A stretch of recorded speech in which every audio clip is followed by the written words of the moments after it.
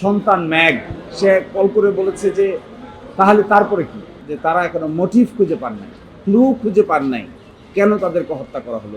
সাংবাদিক যুগলকে একই ঘরে হাত পা বেঁধে মারা হয়েছে সন্তানের সাথে, কিন্তু আজ প্রায় 14 বছর হয়ে গেল তার কোনো রহস্য আমাদের দেশের আইন শৃঙ্খলা বাহিনী উদ্ঘাটন করতে পারছে না। তৃতীয়বার টাস্কফোর্স গঠন করার পরে যে সময় নেওয়া হয়েছে, আজকে এসে তারা রিপোর্ট দিয়ে বলছেন যে আরও অমুক অমুক অমুক অমুককে জিজ্ঞাসা করতে হবে। যাদেরকে জিজ্ঞাসা করতে হবে তারা বলছেন তাদেরকে আসলে জিজ্ঞাসা করা সম্ভব না।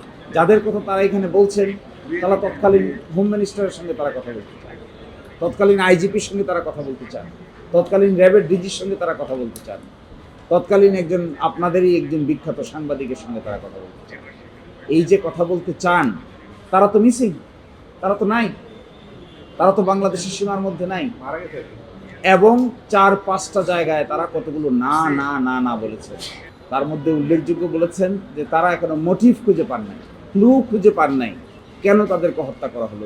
দাম্পত্য কলহ বলছেন না, ব্যবসায়িক দ্বন্দ্ব বলছেন না, পেশাজীবী কোনো কাজ বলছেন না, জমি জমার কোনো বিষয় বলছেন না।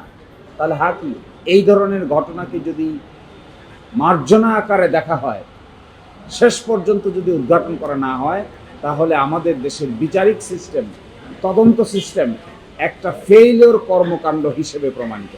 আরও আশ্চর্যজনক, 2-3 জন মানুষকে এখনো জেলে রেখেছে, যারা প্রায় 9, 10, 11 বছর ধরে জেলে আছে, এরকম লোক আছে। তাদের ব্যাপারে কোনো ইনভেস্টিগেশন আপডেট নেই, কিন্তু তারা জেলে আছে। আজকেও সন্তান ম্যাগ সে কল করে বলেছে যে তাহলে তারপরে কি, এরপরে কি, এরপরে কি হিসেবে যেটা ধরা পড়ছে সেটা হলো আমরা সবাই মিলে একটা ব্যর্থতার দিকে অগ্রসর হচ্ছি। তারপরেও আমরা এক্সপেক্ট করব আগামী যে 6 মাস সময় দিয়েছেন, যাদের সঙ্গে কথা বলবেন বলেছেন, তাদেরকে তো 6 মাসের মধ্যে বাংলাদেশে পাওয়ার কোনো সম্ভাবনা আমি দেখছি না। কোথায় পাবেন তৎকালীন আইজিপিকে, কোথায় পাবেন র্যাবের ডিজিকে, কোথায় পাবেন তৎকালীন হোম মিনিস্টারকে? এরা তো 6 মাসের ভিতরে বাংলাদেশে আসবে না, তদন্তও হবে না। এই জায়গা থেকে আমরা দেখতে চাই শেষ পর্যন্ত টাস্কফোর্সও যদি ব্যর্থ হয়, তাহলে আমাদের আর যাওয়ার জায়গা নেই।